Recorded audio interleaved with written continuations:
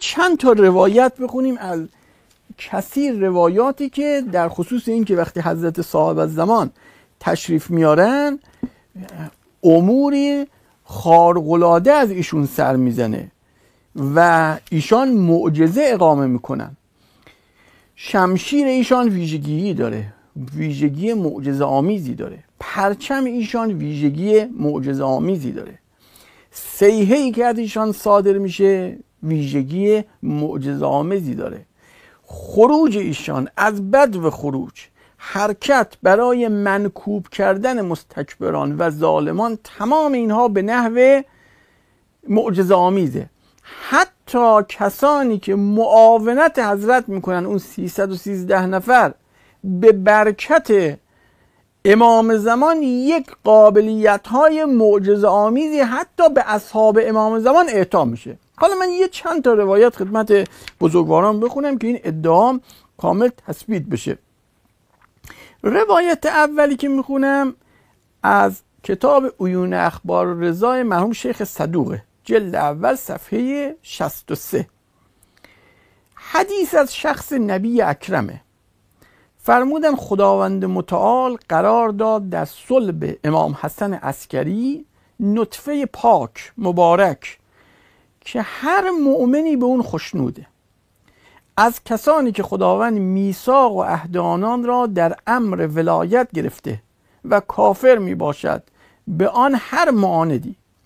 بعد معرفی میکنن امام زمانو، میگن او امام تقیه، امام خدا ترسه، امام با تقواه، امام نقی پاکیزه برگزیده، مسرور کننده، هادی و مهدی، از روی عدالت حکم میکند، به عدل امر مینماید، تصدیق میکند خدای عزوجل را، او را نیز خداوند در گفتارش تصدیق میفرماید.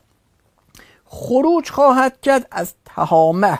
تهامه بحث شما قبلا در دوره بیان الفرقان داشتیم. اینجا کعبه مطرح میشه، سرزمینی که کعبه اونجا مکه.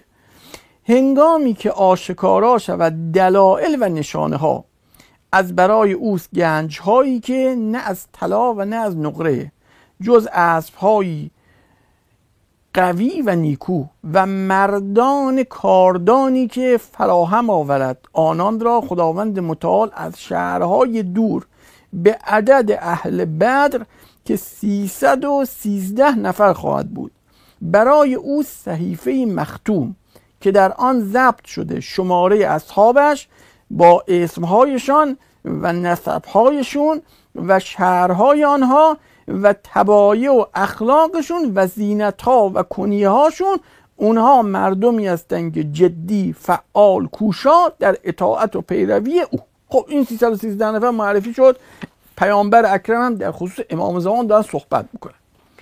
در ادامه حدیث ابی از اصحاب رسول الله عرض کرد چیست دلائل و علامات او یا رسول الله؟ حالا حضرت میگه که وقتی امام زمان تشریف میارن از کجا بفهمیم که این حجت ابن الحسنه؟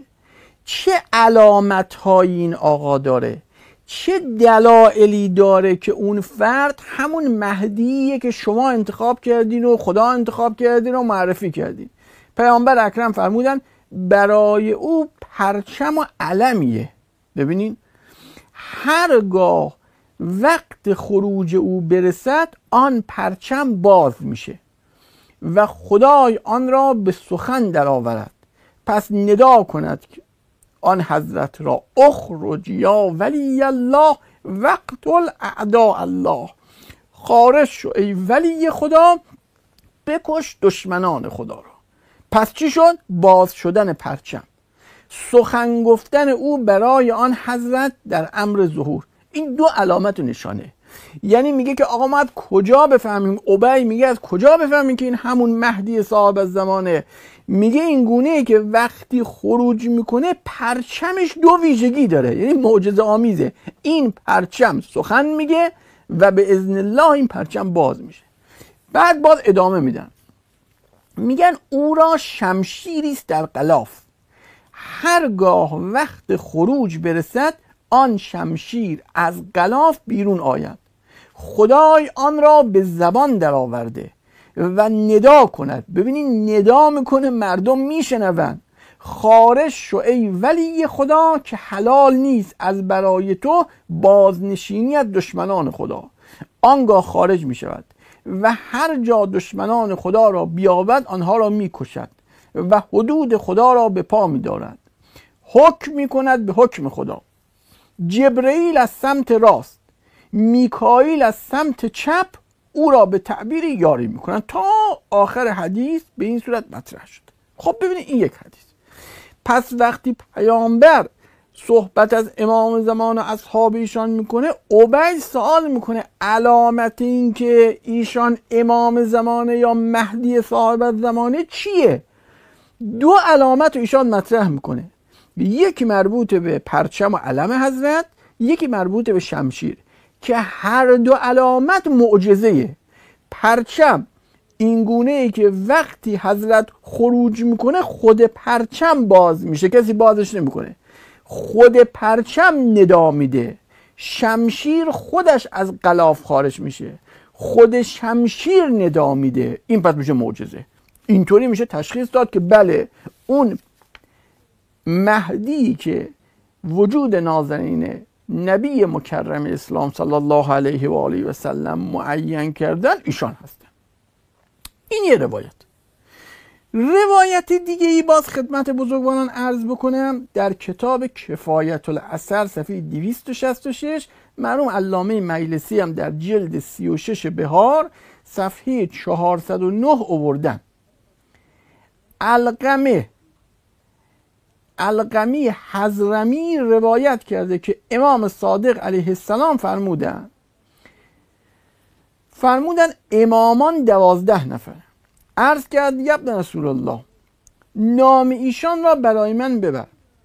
فرمود از گذشتگان علی ابن ابی طالب و امام حسن و امام حسین و علی ابن الحسین و محمد ابن علی، بعد من امام صادقم. عرض کردم بعد شما کیست ای فرزند رسول خدا؟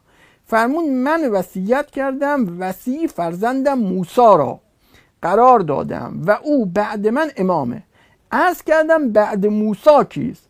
فرمود علی پسر او که نامش رضاست و در زمین قربت در خراسان دفن شود، و بعد از علی پسرش محمد، و بعد از محمد فرزندش علی، و بعد از علی پسرش حسن، و مهدی از اولاد حسن عسکریه.